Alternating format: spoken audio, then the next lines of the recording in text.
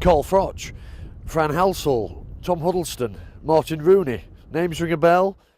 Well, that impressive who's who of successful UK sportsmen and women are synonymous with today's location, Loughborough College, and the globally revered Loughborough sport brand.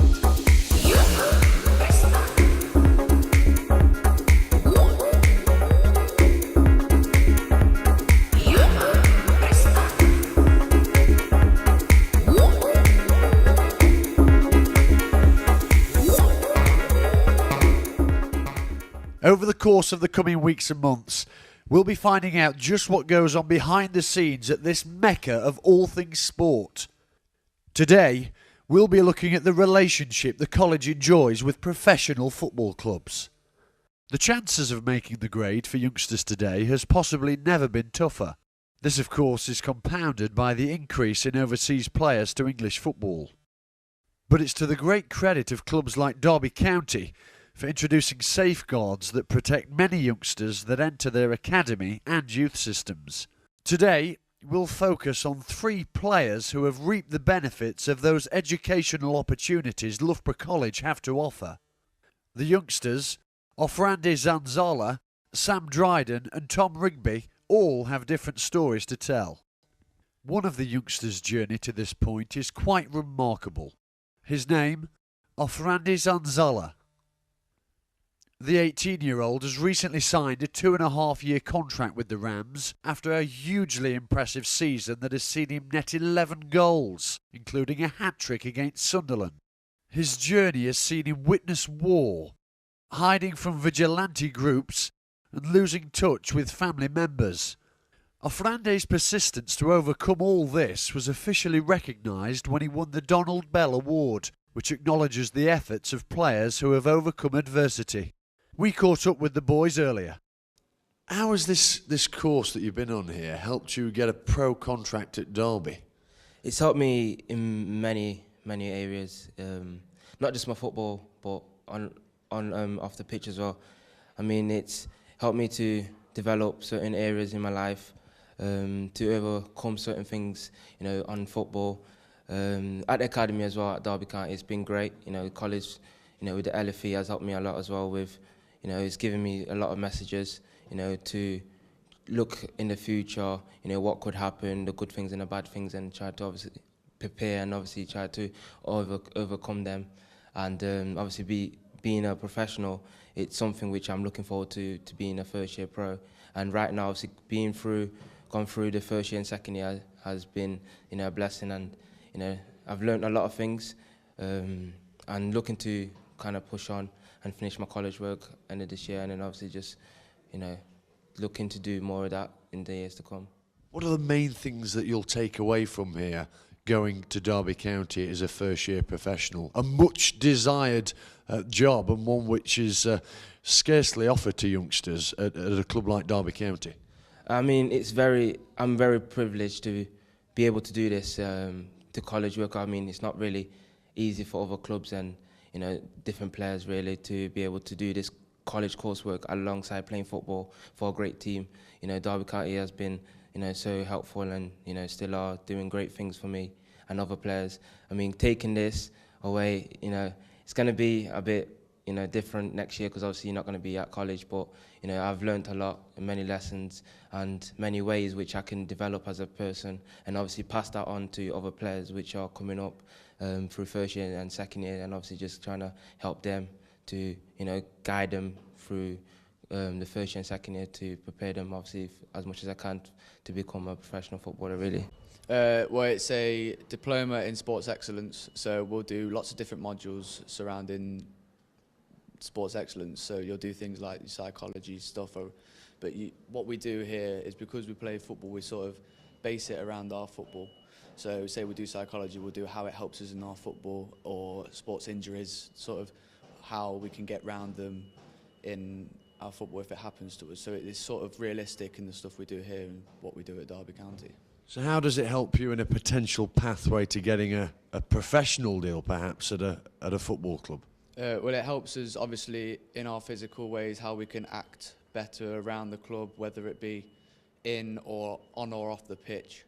again with our psychology stuff, how we can be more positive towards things like obviously negative feedback you might get. So obviously personally I've been released by the club, so that's a negative for me, but I can help use this in a positive to help me think about it more positively and go on to go somewhere else and get a contract. Sounds like psychology is a big part of this. Definitely, yeah. Obviously it's what you need in sort of tough times, but it is a big psychological thing in the sense that it can help you go other pathways, so you can go to university, or some other lads have gone to scholarships abroad in America, so it can help you massively, again on and off the pitch in football. About athletes' lifestyles and all about like how to look after yourself, your nutrition, and like strength and conditioning, and all like everything that's relative to your football. How has it helped you from a development point of view?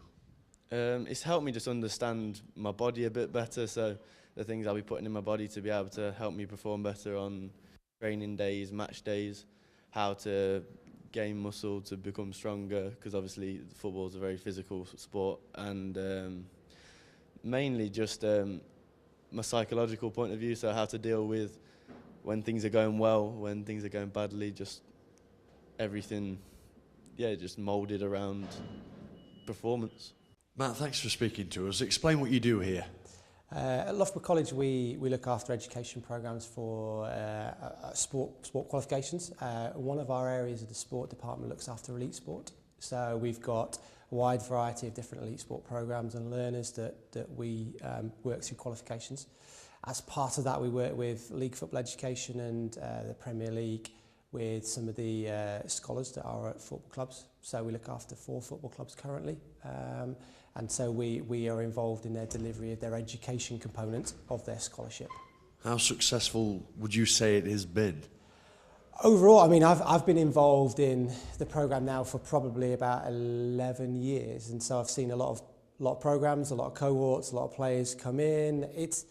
There are clear opportunities for young players to progress into first team football with their current clubs, but also as an avenue to develop enough that they can maybe find other clubs as well. So in terms of turning out professional footballers, then yeah, there's been quite a reasonable success rate of players coming out that have then made it professional. Has that opportunity for young players to gain professional contracts decreased because, as you say, of the influx of foreign players coming into the top leagues? It doesn't seem to have been, although obviously it can be a little bit more difficult to judge at the moment, because obviously now they've got the under-21 league. Obviously, therefore, it gives players actually an opportunity to develop a little bit longer now. So they potentially can come out of the 18s programme and on to the under-21s, which gives them another few more years to potentially develop enough then to feed into first team football. So that does allow potentially a little bit longer for players to develop and therefore make their mark at first team and move into first team. So I think those opportunities are still there, I think, from the point of view of the uptake of boys that are coming through from the 18s programme onto professional terms. Then I think it's been fairly consistent, really, to be honest. How do you keep ahead of the game? How do you keep trying to be the best in what you do? I think we work hard with all of the individuals that we work with in terms of the clubs, the League Football Education and Premier League, to ensure that the programme meets the needs of the clubs and the players, because obviously if we can do that, then obviously it fits into the wider perspective of what they're trying to achieve. And obviously from our perspective, it's the twofold. It's the kind of developing the knowledge of the player that helps them perform better as a performer, but also then it's that side to it that actually it's continuing their education, that what happens if I don't get a professional contract, or I'm only ever one tackle away from an injury, that they've then got some alternative route into for higher education or employment off the back of that. So we've kind of got to consider both of those sides of the situation, really, and we try to do that as best we can do from the delivery that we do. Graham, would you start by telling us what your role involves here? Yeah, so my role here is to oversee the football programme, which involves Leicester City and Derby County, and just helping the scholars, the 16 to 18-year-olds, with their education. What's your relationship like with the clubs that you just mentioned? Yeah, it's very positive. The clubs, they endorse the education and realise the importance that it has for the boys holistically, not just on the field but also off the field. So yeah, we have a very positive relationship with them. Take us through a typical day of one of your students then here. So if you take a Derby County player, they'll come in on a Wednesday morning. They normally grab themselves a little bit of breakfast to start the day, and then they'll be engaged in lessons probably from about 9:30 till midday. And those lessons, as I've already described, are based around their practical sporting performance to give them some experience. They normally have a bit of lunch, and then they go back into it in the afternoon, finishing up about 2 o'clock. Let's talk about coaching in the game. How has that developed from perhaps, say, 20 years ago? Look, I think there's a lot more focus on the education of coaches now, making sure that they do their qualifications and their badges, and then obviously that has a knock-on impact on what they then produce for the students on and off the field. Their knowledge of the game being so wide-ranging, having good knowledge of physiology, psychology, and then obviously of the technical, tactical side of the game. It's really starting to have a big improvement, and I think, as you see with some of the national sides results lower in the age groups, it's starting to bear fruits. The structure of coaching in football now seems a lot more rigid, doesn't it? There could be a benefit to that, but what about on the flip side? Could you perhaps lose through the net the type of players like perhaps a Paul Gascoigne who perhaps need that flair and a bit more freedom to express themselves? Yeah, I mean, there's always cases of players slipping through the net, but I think now with the education programs in place for the coaches, and with the scouting network that clubs have, there's fewer and fewer players slipping between the net of professional clubs. But the curriculums that clubs employ, there is an awful lot of mandated activities that the players must go through. So maybe sometimes there it can sort of nullify creativity a little bit. But I think you'll generally find with the EPPP, there's lots of clubs trying to allow players to express themselves now. Yeah, I mean, how has the EPPP affected things?